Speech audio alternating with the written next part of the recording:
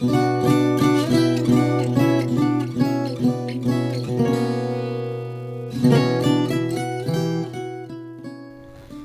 días, somos os nenos e nenas do CEI Plurilingüe A Igrexa Calo.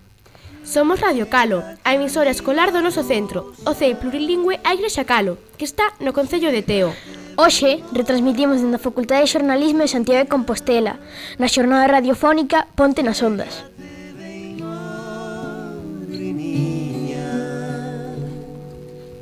Este ano estamos celebrando o 50 aniversario do noso centro. Fai moitos anos que se construiu o noso colexio e para celebrar este aniversario imos a facer unha festa o venres 15 de maio. Nesta festa estades todos invitados e invitadas.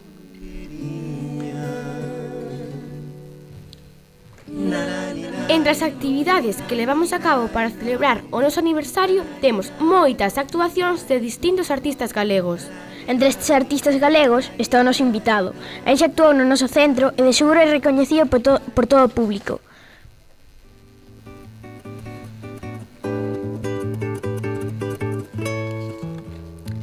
O noso invitado é un dos principais clowns de Galicia.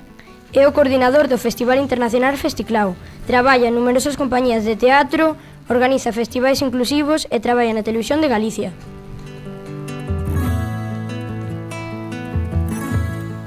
Compartiu o escenario con artistas internacionais da talla de Iván Prado ou Leo Bassi.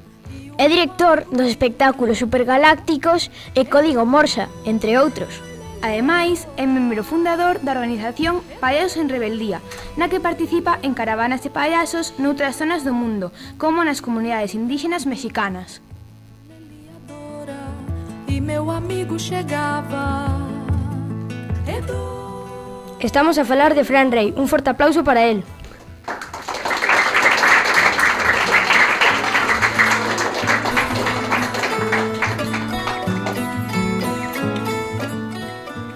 Bos días, Fran.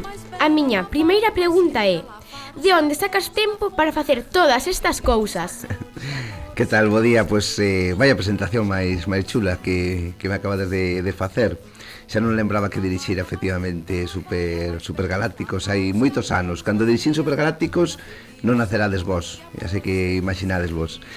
Pois esta pregunta facelle moito a xente que se dedica ás artes vivas, ás artes escénicas, que de onde sacamos tempo. Pois do mesmo sitio que sacan tempo as vosas familias, os vosos pais, as vosas nais. Isto é un oficio de 8 10 horas diarias e non pensedes que Pablo, o voso director, ten menos tarefas que as que teño eu. É certo que os actores, as actrices, os artistas temos moita vida pública, saímos nos medios, saímos nas redes sociais, na televisión, e sempre parece que andamos como máis atarefados, pero é un oficio como outro e sacas tempo, pois igual que fan as vosas familias, de onde podes, e sobre todo marcando preferencias, claro.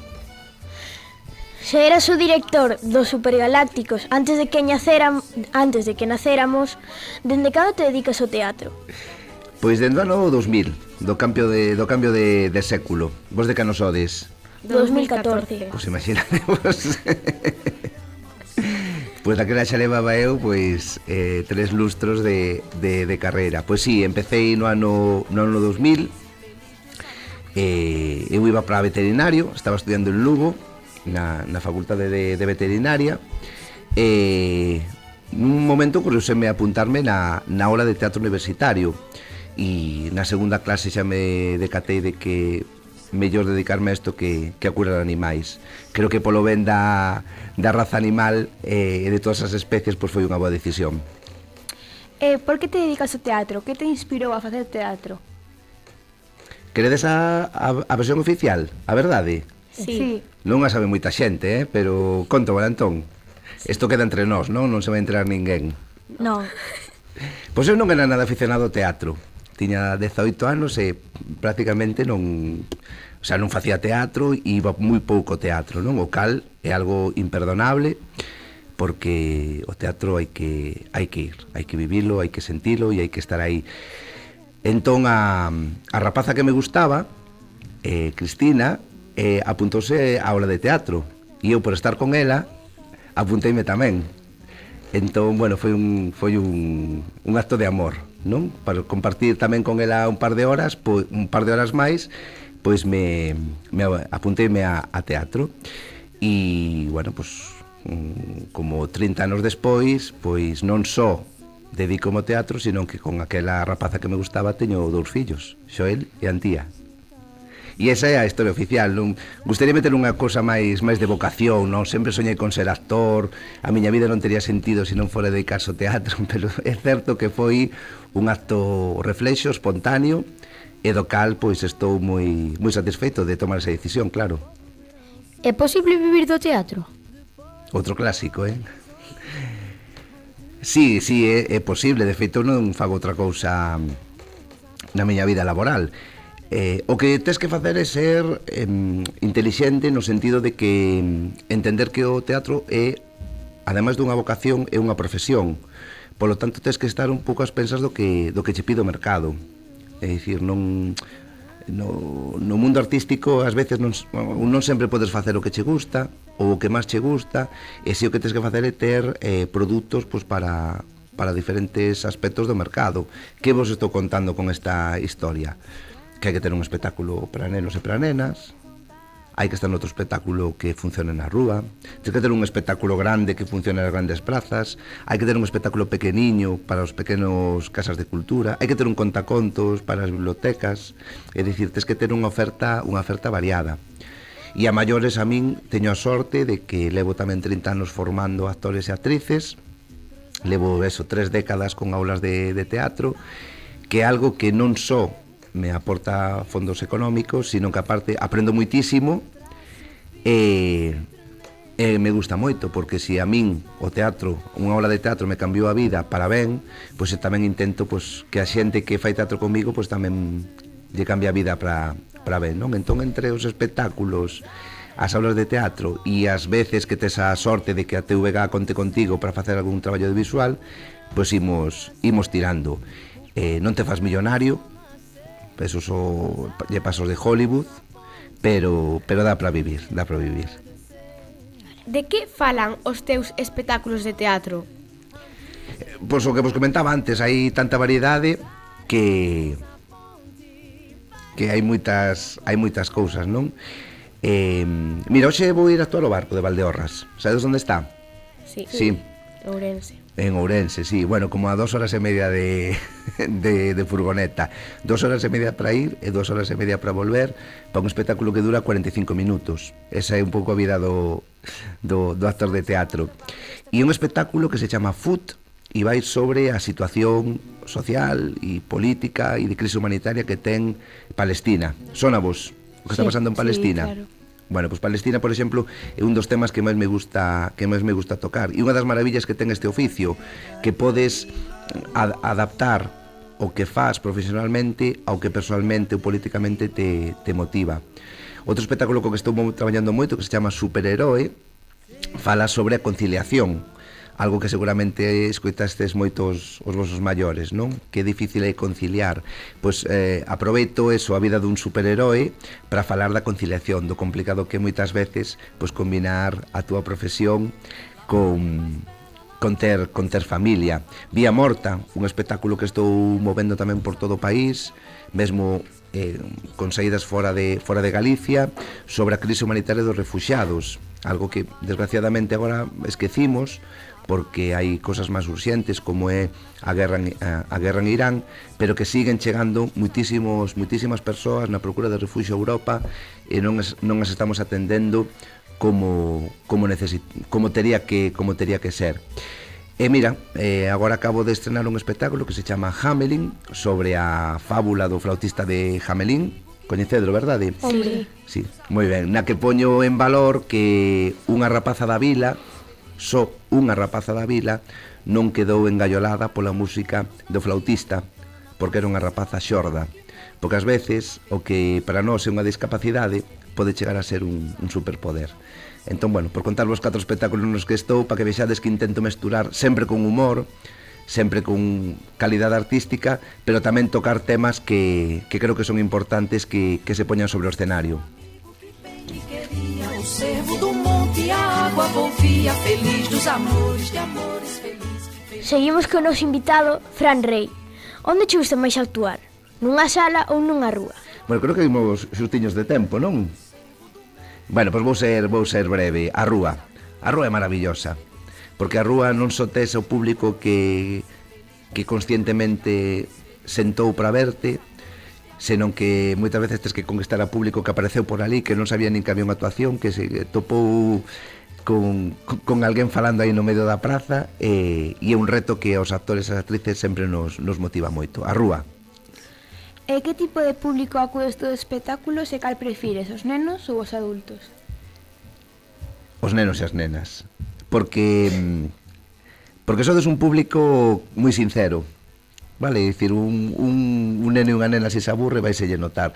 Os adultos, bueno, gustanos máis, ou non nos cuesta tanto de simular, e dicimos, bueno, pois xa que paguei unha entrada, ahora vou rirme como se me fixera gracia. Os nenos e as nenas non. Cando levas 40 minutos e empezan xa a bulir, a mirar para atrás, a pedir por servicio, estou falando de rapaces e rapazas máis pequenas que a vos, claro, é que algo está fallando. Entón, gústame o reto dos nenos e das nenas. Sabemos que tamén traballas na televisión. Que che gusta máis, traballar na televisión ou no teatro? No teatro. Aí non teño dúbidas. O teatro é o contacto directo co público. É unha arte efémera, é dicir, é acción-reacción. Eu fago un gag ou conto un chiste e automáticamente sei se funciona ou non, se o público está comigo ou non, e pode ir variando tamén o espectáculo en función da resposta do público. Na televisión actúas para un trebello que unha cámara que nin sorrí, nin rí, nin fala, nin ten sentimentos. Entón, o teatro, sin dúbida. E meu amigo chegava. Sabemos que agora estás moi comprometido coa accesibilidade nas artes vivas. Que significa isto e en que consiste? Bueno, pois que maravilla de pregunta. Non sei se sabedes que aproximadamente un 10% da poboación ten algún tipo de discapacidade física, cognitiva ou sensorial. O lóxico, o normal, o tristemente habitual é que esa xente estea fora das artes vivas. Ninguén se preocupa por ese sector da sociedade. Entón unha persoa xorda non vai ao teatro, e unha persoa cega non vai ao cine, nin ve a televisión. Entón, entendín dende hai 8-10 anos que o sector das artes escénicas non pode estar de costas a este sector, a esta parte da poboación, por dos motivos. Primeiro, porque sempre nos estamos queixando de que hai pouco público, porén, estamos expulsando a un 10% da poboación dos nosos espectáculos. E despois porque a cultura é un dereito universal, é un dereito que non lle podemos quitar a ningunha persoa independentemente da súa discapacidade. Entón, por ese motivo, pois ahora é o que máis me está a motivar desde o punto de vista laboral. Como está a túa situación actualmente? Mal, moi mal. Prácticamente o 100% dos espectáculos que se fan hoxe en día neste país son exclusivos, é dicir, exclúen a xente con discapacidade. Hai moi poucos exemplos, moi pouquiños exemplos de espectáculos que se preocupan de ter unha intérprete de lingua de signos, unha audiodescripción para que os cegos podan seguir a historia, ou un programa de lectura fácil para que as persoas con algún tipo de trastorno de espectro autista podan entender o que lles está pasando. É unha gran asignatura pendente, creo que estamos avanzando nese sentido.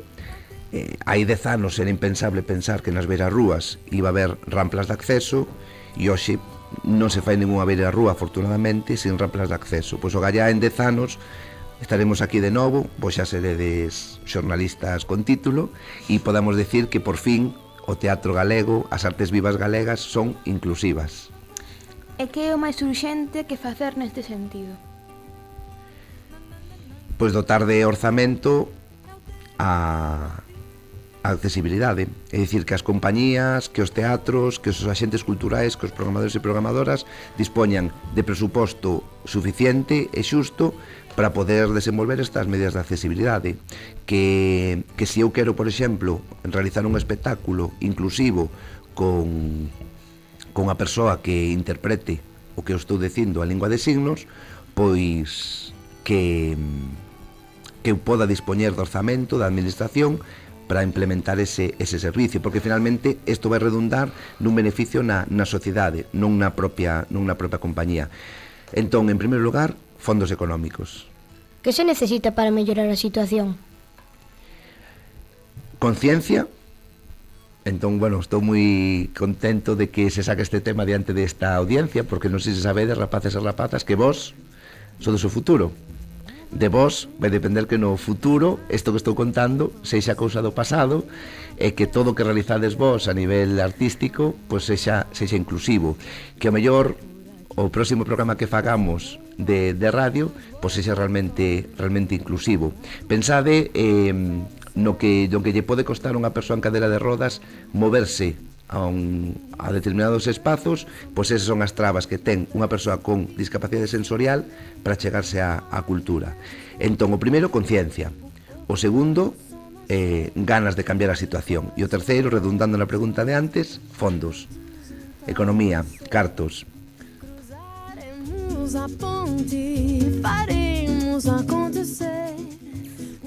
Ti crees que hoxe en día o traballo que fan os artistas está ben valorado? Esta é unha pregunta filosófica. Non, hoxe en día o traballo non está valorado. Hoxe día creo que nunca se valorou suficientemente o traballo, non? Eu cando tiña a vosa idade tamén levaba fotos nos meus cartafoles e nos meus libros, non eran precisamente de xente traballadora, era sobre todo pois, de triunfadores, de artistas. Os vosos youtubers e instagramers e influencers pois, eran pois, os guitarristas e os cantantes da miña época, non? Creo que se valora moi poquiño o traballo en xeral, non? De feito, bueno, somos un sector que sempre nos están achacando ser subvencionados polo Estado, non? Como se detrás dunha película, detrás dunha obra de teatro ou detrás dun espectáculo musical non houbera moitísimas horas de traballo, moito talento, moito esforzo e moito risco económico. Pero desgraciadamente tampouco se valora o traballo dos mestres, nin se valora o traballo dos médicos e das médicas e dos enfermeiros e das enfermeiras, non? Creo que compre un cambio de mentalidade e como clase traballadora que somos, como clase traballadora que sodes, pois valorar moito máis o traballo dos profesionais e das profesionais. En xeral, Que lle dirías aos nosos ointes se quixeran facer unha carreira como artistas? Pois animalos, por suposto. Sí, animalos. E ademais seguro que alguén dos que estades aquí pensa de ser cantantes, actrices, directores de teatro. Non, nunca pensastes. Bueno, porque sempre vai sair o mesmo, non? É que é moi difícil. Pois sí, é complicado, non? É complicado, pero creo que todas as profesións son complicadas, non? E ademais, pois hai que apostar por algo, e a vida é moi longa, e se non sai, pois reseteaste e cambias de idea, non? Pero creo que se tú tes a inquietude, as ganas e o obxectivo de ser artista, eu animaría por completo. E agardo que tamén, se vos pasa a vos e a vosa familia está nesa situación, que tamén vos axude. Eu di moitísimo, xa falei antes de que daba moitos obradoiros de teatro e cantas veces escoitei a rapazas, sobre todo rapazas, que lle gustaría estudiar para ser actriz ou formarse para ser actriz, pero que na casa non lle deixan. Bueno, pois penso que eso é un erro, non? Porque hoxe en día non hai ningunha profesión no mundo, ningunha, que te asegure máis éxito que sendo actor, actriz, pintor, pintora, director, directora ou calquera outra actividade artística. E que lle dirías aos nosos ointes para que fose máis o teatro? Que mola. O teatro mola. O teatro mola por moitísimos motivos, porque é algo efémero, é algo que pasa só unha vez e algo que paga pena vivir. A mí tamén me flipa pasar tempo en YouTube, en Instagram e revisar as estreas de Netflix e de todas as plataformas. Gústame, como non me vai gustar, pero esa película vai estar aí sempre. E ese contido audiovisual no móvil vai estar aí sempre. E sempre vai ser igual.